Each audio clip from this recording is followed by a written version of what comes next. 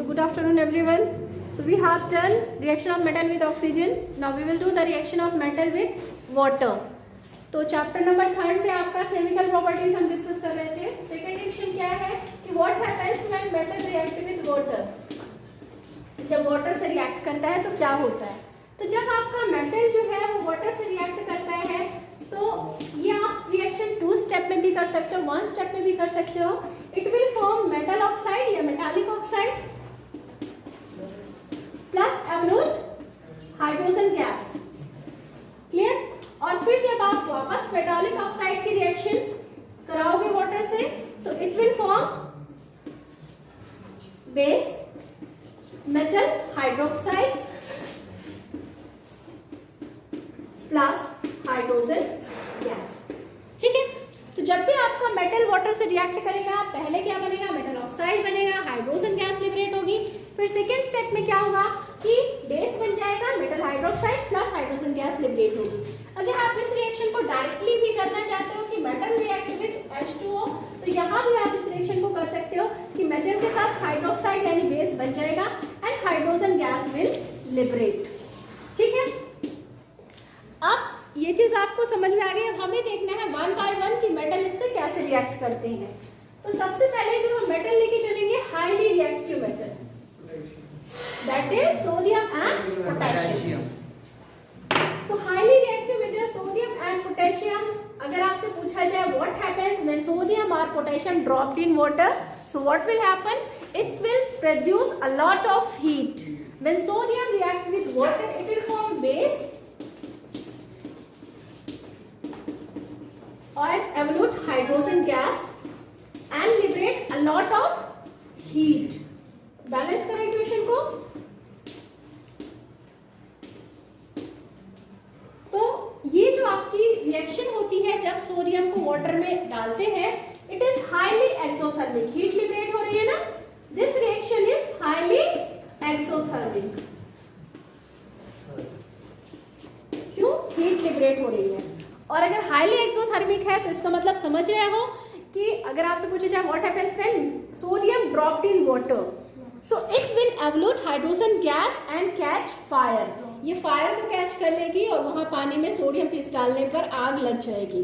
ठीक है. कहते हैं ना पानी में नहीं लगती आग, सोडियम पीस को डालो पानी में आग लग जाएगी. क्लियर. क्यों? क्योंकि the reaction of sodium with water is highly exothermic.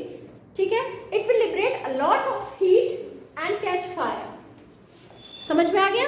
Potassium के साथ भी सेम होगी. यहाँ पर सोडियम ले लो चाहे पोटेशियम ले लो, दोनों के साथ ही रिएक्शन होगी. अगर आपसे पूछा जाए व्हाट हैपेंस व्हेन सोडियम और potassium dropped in water, then आपको ये रिएक्शन लिखनी है.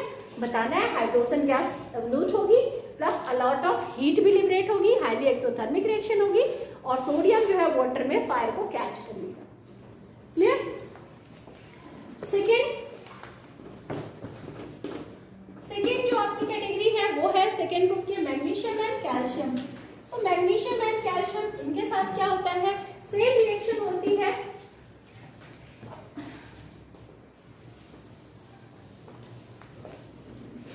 चाहे आप डायरेक्टली लिख लो चाहे आप इनडायरेक्टली लिख लो.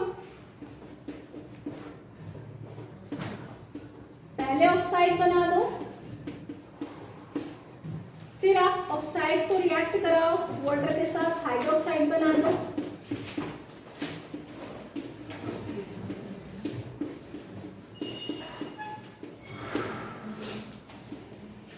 ठीक है. और या तो फिर आप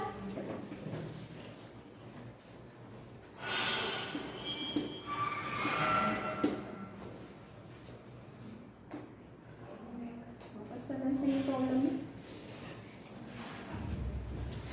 बैलेंस करो इक्वेशन बेटा. बैलेंस का equation O2 2 oxygen 2 hydrogen. Balance. Yes. तो बेटा या तो आप क्या करो, डायरेक्टली आप इसको डायरेक्टली भी लिख सकते हो. Magnesium react with water, it will form MgOH का होल ऑफ ट्वाइस. ठीक है. Plus liberate hydrogen gas.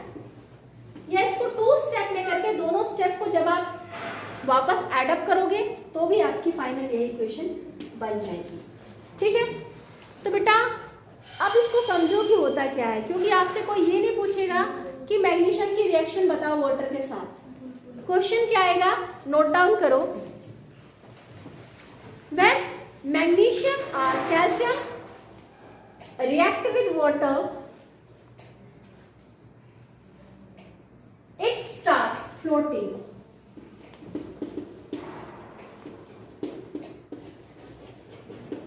तो जब भी हम मैग्नीशियम या कैल्शियम को वाटर में डालते हैं तो मैग्नीशियम और कैल्शियम क्या कर देता है, फ्लोट करना स्टार्ट कर देता है। तो ऐसा क्यों होता है, क्या रीजन है? तो बेटा जब भी आपकी मैग्नीशियम जो है वाटर के साथ रिएक्ट करेगा तो magnesium hydroxide and hydrogen gas बनेगी। क्लियर? तो ये जो हाइड्रोजन गैस आपकी बन रही है, ये हाइड्रोजन गैस के बबल्स है ना, द बबल्स ऑफ, लिख लो इसको, the bubbles of hydrogen gas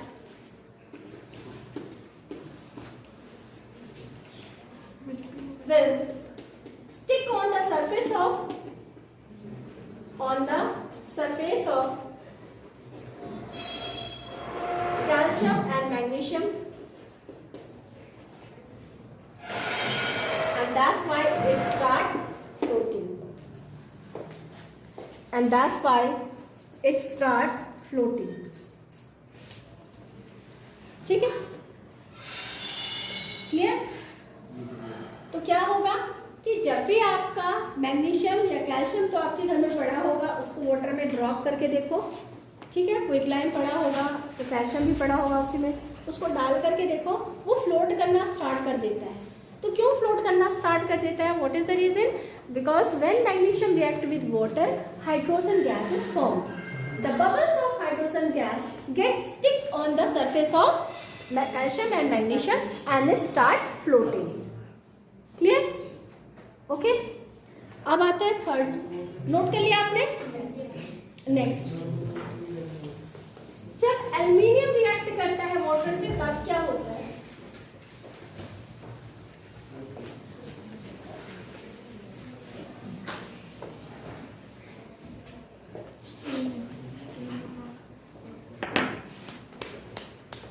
अच्छा, एक चीज और समझ लो बेटा कि सोडियम एंड पोटेशियम ये कोल्ड वाटर से ही रिएक्ट कर जाते हैं। ओके, नोट कर लो इसको। वाइल कैल्शियम एंड मैग्नीशियम ये कैसे रिएक्ट करते हैं? With hot water. नोट कर लो, नोट करते जाओ पॉइंट बेटा।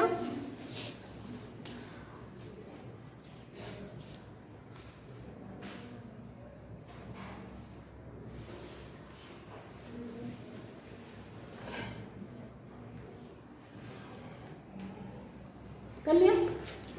अब आता है एल्युमिनियम, आयरन। तो ये मेटल ना तो ये कोल्ड वाटर से रिएक्ट करते हैं जी, और ना ही ये हॉट वाटर से। It react with steam. Okay, किससे रिएक्ट करते हैं? स्टीम के साथ। और ये आपकी फर्स्ट चैप्टर की फर्स्ट रिएक्शन है। जरा पेज टर्न करके देखो, जो आयरन वाली रिएक्शन है, आयरन गिवन है, यहाँ पे वाटर गिवन है, और वाटर के साथ लिक्विड नहीं गिवन है, यहाँ पर गैस गिवन है, और गैस का मतलब है this is steam, water vapour. तो आयरन कभी भी हॉट वाटर या कोल्ड वाटर से रिएक्ट नहीं करेगा, it will react with steam and form. देखो ये आपकी फर्स्ट चैप्टर की रिएक्शन है, यू कैन सी। यहाँ पर आपको एक और चीज नोटिस करनी है कि ये जो मेटल है ये बेस नहीं फॉर्म कर रहे हैं। क्या फॉर्म कर रहे हैं? ऑक्साइड। ठीक है, वहां पर बेस बना रहे थे ना, यहाँ पर these are not aluminium, iron, ये आपके बेस नहीं बना रहे हैं, they are making oxide with water and react with steam. Not hot water, not cold water, react with steam. लिख लिया?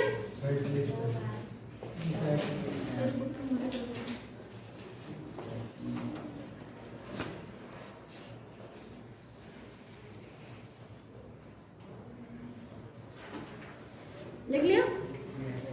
द लास्ट थिंग कि जो आपके रह गए मेटल, और कौन कौन से मेटल रह गए, लाइक लेड, सिल्वर, गोल्ड, ठीक है। तो these are not, लिख लो, they do not react with water at all. Yes, these are metals of low reactivity series, ठीक है। इनकी रिएक्टिविटी क्या है, लो है, that's why they do not react with water. Okay okay, तो बेटा क्या क्या याद रखना है, सबसे पहले sodium and potassium, they react with cold water and produce the reaction between water and sodium या पोटेशियम इज हाईली एक्सोथर्मिक, ठीक है, बहुत ज़्यादा एक्सोथर्मिक होती है and it catch fire when drop in water.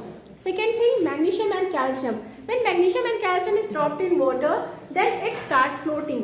The reason behind it कि the hydrogen gas is liberated and the bubbles of hydrogen gas get stick on the surface of calcium and magnesium and start floating. The third one is aluminium, zinc, iron. They do not react with neither cold water nor hot water. They react with steam. Clear? And they do not form base, they form oxide plus hydrogen gas. The fourth one is copper, silver, gold, lead. They do not react with water at all. Clear it is? Now the next is how metal react with acid. So these are the second properties, chemical properties. Now the third chemical property is how metal react with an acid.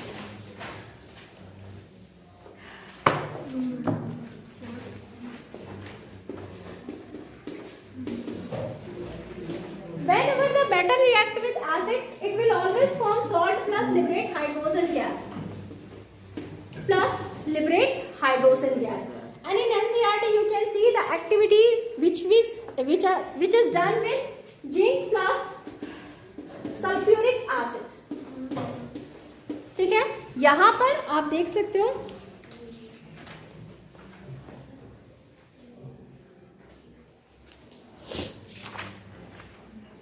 नहीं given है, okay, यहाँ पर reactivity नहीं given है, चलो नहीं given है इसमें डायग्राम, तो फिर भी आप समझ लो कि जब भी मेटल एसिड के साथ रिएक्ट करता है तो सिंपल सी इक्वेशन है कि ZnSO4 it is a salt and it will liberate hydrogen gas.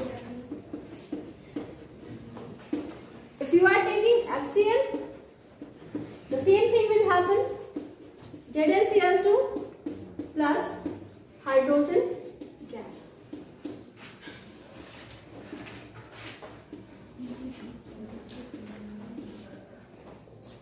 Clear?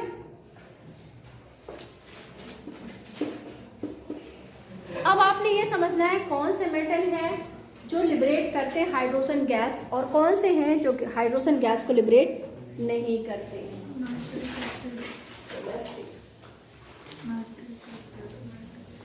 In reactivity series, this sodium, potassium, calcium, magnesium, aluminium, zinc, iron, lead. अब आया आपका हाइड्रोजन, है ना, और इसके नीचे कॉपर, सिल्वर, गोल्ड, मरकरी. तो बेटा जो एक सिंपल सी थिंग है रिएक्टिविटी सीरीज में कि जो ऊपर वाला है दैट इज मोस्ट पावरफुल, ठीक है, वो स्ट्रॉन्ग रिड्यूसिंग एजेंट है. तो ऊपर वाला जो मेटल है वो नीचे वाले मेटल को क्या कर देगा, डिस्प्लेस कर देगा, ठीक है. The more reactive metal will displace less reactive metal. तो हाइड्रोजन के ऊपर जितने भी मेटल्स दे प्रेजेंट हैं they all will displace hydrogen from N acid. Clear? But जो नीचे वाले हैं वो आपके हाइड्रोजन गैस को लिबरेट नहीं करेंगे और वो है आपके कॉपर, सिल्वर, गोल्ड, मरकरी. अब आप कहोगे हमने बहुत सारी रिएक्शंस देखी है जहाँ पर कॉपर की रिएक्शन HCl के साथ गिवन है and it is forming Cl2 H2 gas. कैसे ये पॉसिबल हो रहा है? तो बेटा ये जो आपका ऑर्डर गिवन है या आपकी रिएक्शंस जो गिवन होती है that is based on room temperature. कि नॉर्मल एसटीपी यानी नॉर्मल टेम्परेचर एंड प्रेशर पे कौन सी रिएक्शन हो रही है। यस, कॉपर के साथ होगी, बट वहाँ पर आपको कहीं ना कहीं कंडीशंस लेनी पड़ेगी, कहीं टेम्परेचर तो कहीं आपका कंसंट्रेशन। क्लियर? तब जाके रिएक्शन होगी। तो जो आपके डिस्प्लेस करेंगे वो पता लग गया कौन कौन से हैं, जो डिस्प्लेस नहीं करेंगे पता लग गया आपके कौन कौन से मेटल हैं जो डिस्प्लेस नहीं करेंगे। ठीक है, तो अब आता है ये तो क्वेश्चन हो गया कौन कौन से डिस्प्लेस करेंगे कौन कौन से नहीं करेंगे। पता लग गया कौन कौन से करेंगे, सोडियम, पोटेशियम, कैल्शियम, मैग्नीशियम, सारे डिस्प्लेस करेंगे। ठीक है, नहीं भी करेंगे वो भी पता लग गया। एक और क्वेश्चन आता है, उसको नोट करें। स्टार्ट आ कि HNO3 this is nitric acid, लिख लो nitric acid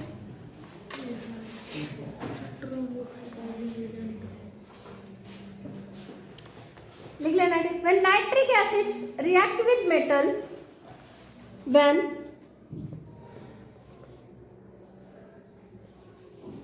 metal react with nitric acid या वो hydrogen gas is not evolved, hydrogen gas is not evolved, hydrogen gas is not evolve. अब रीजन समझो बेटा क्यों नहीं होता। ये एसिड होने के साथ साथ इसको आप समझ भी लो क्योंकि आपको हायर क्लासेस में भी हेल्प करेगा। जो नाइट्रिक एसिड है ये एसिड होने के साथ साथ this is also strong oxidising agent. क्या है? Strong oxidising agent. Oxidising agent क्या होते हैं? जो ऑक्सीजन प्रोवाइड करते हैं ऑक्सीडेशन के लिए, जो ऑक्सीजन देते हैं। ठीक है, ओके। तो बेटा जब भी ये मेटल इसके साथ रिएक्ट करेगा और हाइड्रोजन गैस को लिबरेट करेगा तो क्या होगा कि ये जो HNO3 है H बनाएगा, NO3 नेगेटिव बनाएगा। क्लियर? तो क्योंकि ये ऑक्सीडाइजिंग एजेंट है तो ये ऑक्सीजन प्रोवाइड करेगा, एक ऑक्सीजन इसको दे देगा और हाइड्रोजन किस में कन्वर्ट हो जाएगी और खुद किस में कन्वर्ट हो जाएगा? NO2। तो समझ में आ गया क्यों हाइड्रोजन गैस लिबरेट नहीं होगी। क्लियर? अब इसका आंसर भी लिख लो। Because HNO3 is strong oxidising agent, because HNO3 is strong oxidising agent, it oxidizes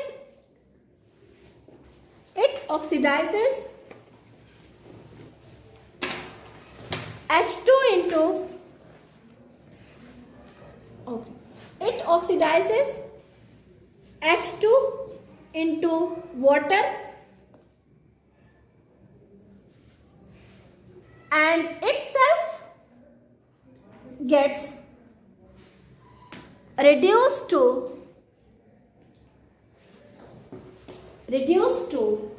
NO2, NO, NO2, NO and 2O। ठीक है, कोई भी दो भी लिख देना तो भी चलेगा। ठीक है, and get reduced to NO2। Clear?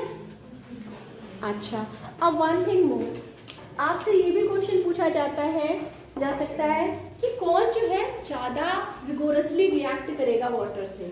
तो बेटा जो हाईली रिएक्टिव, हाँ ये सबसे ज्यादा, then this one, then this, then this, then this. समझ में आ गया? क्लियर?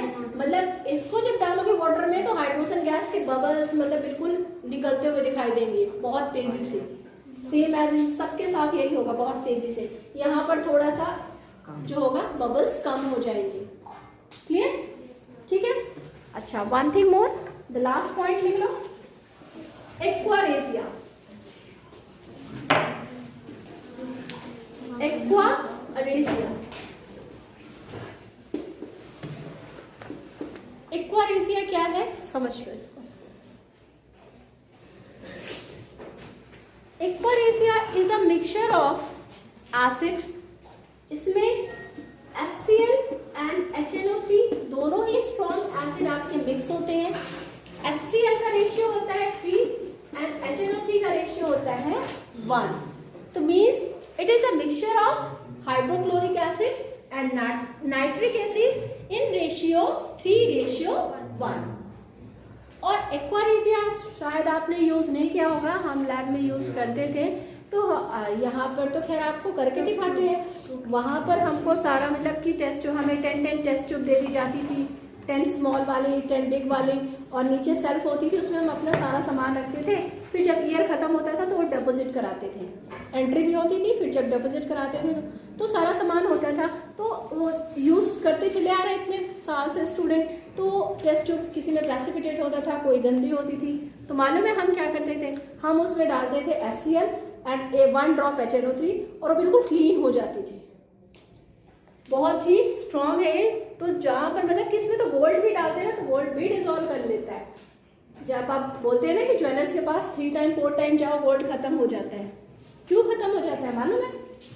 आप चाहते हो साफ कराने की, ये गंदा हो गया, मैं इसको साफ करवा लेता हूँ, आप गए ज्वेलर्स के पास, उसने गोल्ड को डाल दिया मिक्सचर में, इतना स्ट्रॉन्ग है कि ये उसमें से गोल्ड जो है थोड़ा सा सोल्यूशन में चला जाता है।